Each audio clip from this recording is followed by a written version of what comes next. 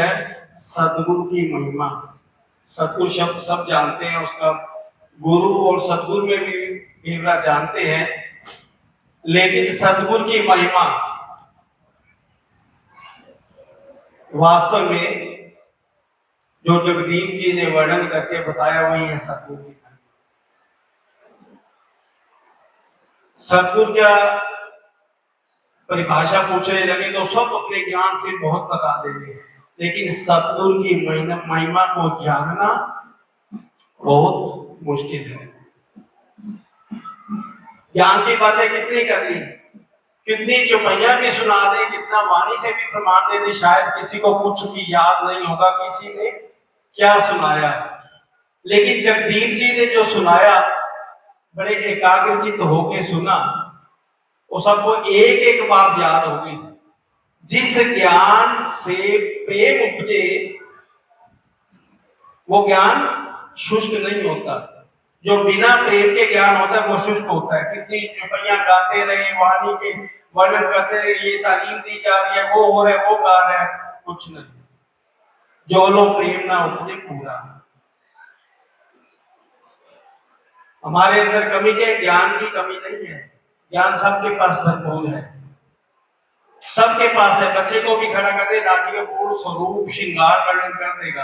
अब बच्चे छोटे छोटे आए हैं, रट्टे से याद किया है ना, सुना तो सब किया, लेकिन उसके मर्म को कोई नहीं समझ सकता, क्योंकि वो बच्चे हैं, अज्ञानी है, बालपन में। लेकिन हम तो सब समझते हैं ना। अगर सारगर्भित बात की जाए तो ये जो दृष्टि गोचर हो रहा है ना, ये सद्गुरु की महिमा है। और ये हुआ क्यों, इसको समझना, ये सद्गुरु की महिमा है। किस लिए किया, ये वाणी किस लिए लाए धनी, ये वाणी किस लिए लाए, ताकि हमारे अंदर प्रेम पैदा हो। चूंकि प्रवचन का विषय है तो मर्यादा में उस बात को भी करना पड़ेगा। श्री मुखवाणी में चौपाई आती है, वर्णन करना अरस का ओ तिनते भी हक जात, नूर अगलित क्या करे जितने दूनी होते खात। परम धाम का वर्णन करना, इंद्रावती जी कहते हैं, और उस हक जात का भी वर्णन जो प्रेम के स्वरूप है, जिनके अंदर प्रेम की लीला है, उसका वर्णन भी तो कैसे किया जाए जब वो वर्णन नहीं हो सकता। तो जिस तन के अंदर वो ज्ञान आता है, पूर्ण स्वरूप हृदय में विराजमान होते हैं, वो वास्तव में सद्गुरु होता है। गुरु का मतलब क्या है, जो अज्ञानता से ज्ञान की ओर ले जाए, अंधकार से प्रकाश की ओर ले जाए, और वो भी प्रकाश है जो सत्य प्रकाश हो, अर्थात सद्गुरु सत्य के ज्ञान के प्रकाश के द्वारा हमें हमारी सुरता सत्य की ओर ले जाए। हमारी सुरता कहां विचरण करती है, सब ज्ञान सुनने के बाद भी यही विचरण करती है। जो यदि हमारी सुरता चलती है तो हमारे अंदर ज्ञान है, वो भी प्रेम रूपी ज्ञान है। और इतनी बड़ी महिमा यही है सतगुरु की, जब जैसे जगदीश जी ने वर्णन किया, जो सुनाया, हमारे दिल के अंदर स्वरूप सतगुरु स्वरूप की छवि आ गई ना हृदय में, और सुनता कहां चली गई। और इतने में इंद्रावती क्या कहती, वार में जाऊं वल्लभ की जाती, सुख शीतल छाया, गुण भाव देखूं अपनी ताथे दूर जाए माया। हृदय में छवि आते ही मार से माया दूर हो गई। तो ज्ञान सुनते सुनते अगर हमारी सुरता ना लगे उसके चिंतन में, तो वो ज्ञान शुष्क है। हम ज्ञान तो सुन रहे हैं, लेकिन सतगुरु शब्द भी सुना, सतगुरु की महिमा को भी सुना, लेकिन इस महिमा को आत्मसात तो करे। जो ज्ञान धनी ने हमें दिया है, वो किसके अंदर विराजमान होकर के दिया, सतगुरु के अंदर। और उन्होंने ज्ञान कौन सा दिया, परम धाम का ज्ञान दिया, ताकि इस ज्ञान को लेकर के आत्मसात करके अपने उस निज घर की ओर चले।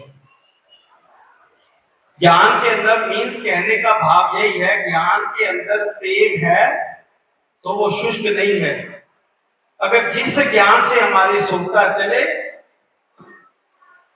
मतों की बात ही होती है ना, हमें डॉक्टर ये बता दे कि इसको खाने से, उसका मतों बताता है इसको खाने से ये बीमारी दूर हो जाएगी, तो बड़े हम एकाग्रचित्त होकर के सुनते हैं, क्योंकि वो वर्णन कर रहे इससे हमारी बीमारी दूर हो जाएगी। तो जब हम ये ज्ञान सुनते हैं तो हमारी सुरता एकाग्र होती है, मन एकाग्र होता है, क्योंकि हमें ये आत्म रोग नहीं लगा। तो इसलिए इंद्रावती कहती है सखीरी आत्म रोग बुरो लगे या तो दारू ना मिले तभी, 14 भवन में ना पाई जो हुआ हाथ है वो सतगुरु। हम कहा क्या ढूंढते हैं, वास्तव में ये हकीकत है और इसे मुनकरी नहीं की जा सकती। आज समाज में क्या हो रहा है, इंद्रावती कहते हैं बूढ़ों ने एक पाया रोजगार, इस ज्ञान को लेकर के सतगुरु की महिमा को किसने जाना, वो जाना इंद्रावती जी ने। इंद्रावती जी ने जाना सतगुरु है कौन, सतगुरु अब बात, क्योंकि चूंकि मर्यादा में तो रहना पड़ेगा, विषय ऐसा है, सतगुरु मेरे श्याम जी, यहाँ कौन है, ये झूठे मायावी ताने 5 तत्वों के तन है, सतगुरु मेरे श्याम जी, हम धनी के चरणों में बैठे, वास्तव में सतगुरु वो हैं, और वहां बैठे खेल दिखाया सबकी सुखता माया के अंदर, सब इसको देख रहे हैं वहां बैठे बैठे, और उस लीला से भूल गए और इस खेल को देखने लगे। तो फिर मैं भेजूंगा अपनी रूह को जो देता से तुम माफक, सतगुरु ब्रह्मानंद है, ब्रह्म के आनंद स्वरूप सतगुरु है, और सबसे बड़ी महिमा क्या है उन्हें उनकी, उस ज्ञान को लेकर के आए, उस ज्ञातात्म ज्ञान की कुंजी को लेकर के आए, जिसने क्षर अक्षर अक्षरातीत के भेद बताकर के हमें मूल की पहचान कराई। किसकी पहचान कराई, उस स्वरूप की पहचान कराई। ये सबसे बड़ी महिमा है, जिस ज्ञान को कोई खोल ना सका, उस ज्ञान को खोल करके हमारे लिए हमारे सन्मुख रख दिया। ये है सतगुरु की महिमा। और लेकिन अगर खाली ज्ञान सुनते रहे, उस पर अमल ना हो तो ज्ञान शुष्क है। ये थी सतगुरु की महिमा। और फिर इंद्रावती के हृदय में विराजमान होकर के श्रीमुखवाणी का प्रकाश कर दिया। तो इसलिए इंद्रावती जी कहते हैं वास्तव में सतगुरु की, वास्तव में बरसारगत की बात है, क्योंकि समय भी हो चुका है। कहते हैं ए पहचाने सुख उपजे, ए पहचाने सुख उपजे सन्मत धनी अंकुर, श्री मोहम्मद सोय को कीजिए जो योग सामे, वो सबसे बड़ी महिमा है। जो इस बात की पहचान करा दे तुम्हारा संबंध किससे है, ए पहचाने सुख उपजे। हम बड़े दुख में होते हैं, कहीं भी चले जाए, लेकिन हमें सुकून कहाँ मिलता है, जब अपने घर में बैठते हैं, अपने परिवार में बैठते हैं, ठीक है अपने मिल गए। कहते जो ये पहचान कराते सबसे बड़ी महिमा उसकी है, वो महिमा है, वो सतगुरु के लायक है। सतगुरु तो बहुत घूम रहे हैं, जो तुम्हें यही पहचान ना कराए तो कौन हो, कहां से आए हो और तुम्हारा मूल घर कौन सा है। ये पहचाने सुख उपजे, सरमंद की पहचान करा दे, धनी मालिक अपने प्रीतम की पहचान करा दे, तुम्हारी निस्बत की पहचान करा दे। श्री मोहम्मद सो गुरु कीजिए, उस गुरु की महिमा को जानो। वो महिमा है जिसने तुम्हें उससे मिलाप करा दिया, तुम्हें यहाँ बैठे बैठे अपने सुरता को घर के अंदर फिरा दिया और तुम्हें अपने मिलावे में बैठा दिया। और वो करने वाले कौन है और करता भी कौन है। बात मानी की ना, सतगुरु की कितनी महिमा जगदीप जी ने सुनाई। और हमारे हादी सतगुरु, हमने देखा हादी का जमाना देखा है ना, तो वो हुआ क्यों, क्योंकि सरमन उससे था, वो आकर हृदय में विराजमान हो गए। तो इस मिलावे को लिया, तो ये सारी जो दृष्टि गोचर हो रहा है, यही सतगुरु की महिमा है। क्यों घर छोड़ छोड़ के आए हैं, क्योंकि हमें मूल घर के सुख मिलेंगे। घर में भी तो है, वाणी तो घर में भी है ना, बस यही फर्क है। जहां बैठे सुरता चले, जहां बैठे सुरता चले, और जिसके चरणों में चले वो सतगुरु है, और जहां बैठे चले वो सतगुरु की महिमा के लायक है। वो कौन सी भूमि हो जहां सतगुरु ने बैठ करके, इसलिए तो इंद्रावती सारी प्रकाश हिंदुस्तानी इसी से भरती कि वो ऐसी औषधि के समान है। वो सतगुरु का स्थान जहां बैठ करके चर्चा करते थे, और कभी भी प्रैक्टिकल की बात, जहां सतगुरु पे बैठ करके चिंतन करते थे, चिंतन करते हैं, जब वाणी सुनाया करते हैं, वहां बैठ करके अगर चिंतन करोगे तुम्हारी सुरता कितनी जल्दी चलती है, तो कभी प्रैक्टिकल करके देखना। यही सतगुरु की महिमा है।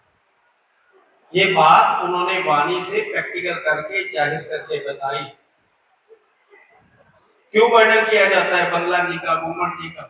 चिंतन करने लिए घुमट जी के स्थान का वर्णन क्यों किया जाता है? जब चर्चा की बात आती है तो बंगला जी का ध्यान क्यों किया जाता है? वहां धनी ने बैठ करके साक्षात श्री कान्हा जी ने सब मोमियों को वो हक का इल्म, वो रस पिलाया जिससे सुप्ता सबकी कहां चली? धाम की ओर चली। और जहां बैठ करके उन्होंने अब हम साथ धाम चलते हैं, अब हम चले धाम को साथ अपना ले, जहां बैठ करके चिंतन किया वो स्थान पर के स्वयं विराजमान हुए। तो यही महिमा है सतगुरु की, जो हम रूहों को जागृत करने के लिए जो भी किया, अपने तन को सर्वस्व कुर्बान किया, और हमें भी उसी राह पर चलाने के लिए उसी राह पर चले, क्योंकि ये नहीं चलने वाला। इसकी गुण इंद्रियां, हम तुलना करते हैं उसके पास ज्ञान ज्यादा है, उसके पास ज्यादा है, वो बड़ा अच्छा गा रहा है, उसकी चर्चा अच्छी, ऐसा कुछ नहीं है। तुलना करेंगे तो हम अपनी गुण इंद्रियों से करें कि हमारी गुण इंद्रियां धनी की तरफ कितनी मुड़ी है, कितने हमारे मन के विकार कटे हैं, हमारे मन के विकार कितने हैं, ये हम अपना आत्म विश्लेषण का हमारे करें कि हमारी सुरता कहाँ चलती है। और जिसकी सुरता चलती है उसके अंदर धनी साक्षात इस इल्म से विराजमान है, और ज्यादा कहने की जरूरत नहीं। ये सतगुरु की सबसे बड़ी महिमा है, और जिसके हृदय में युगल स्वरूप इस इल्म लोक को लेकर के विराजमान हो जाते हैं। बोलो श्री प्राणनाथ प्यारे की।